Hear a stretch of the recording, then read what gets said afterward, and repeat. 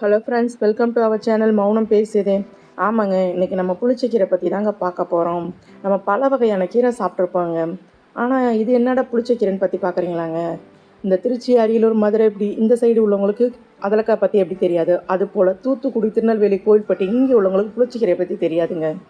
புளிச்சக்கீரையை பற்றி கேட்டால் என்னது கீரை புளிப்பாக இருக்குமா, புளிப்பாக கூட ஒரு கீரை இருக்கான்னு எல்லாரும் ஆச்சரியமாக தாங்க கேட்டாங்க. ஆமாங்க, கத்திரிக்காய், வெண்டைக்காய் இந்த மாதிரி காய்கறி தோட்டத்தில் வந்து பார்த்திங்கன்னா வேலி பயிரை இந்த புளிச்சக்கீரையை நட்டு வைப்பாங்கங்க.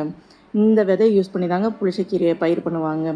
இந்த புளிச்சக்கீரை பார்த்திங்கன்னா நம்ம ஆள் உயரத்துக்கு வளருங்க. இந்த செடி கொஞ்சம் முள்ளாக இருக்கும். இதோட பூ வந்து அவ்வளோ ஒரு அழகாக இருக்கும். இந்த கீரைங்க புளிப்பாக இருக்குன்னு சொல்லியிருக்கேன்ல, மற்ற கீரையை சமைக்கிற மாதிரி அதோட தண்ணியை சமைச்சு யூஸ் பண்ண முடியாதுங்க.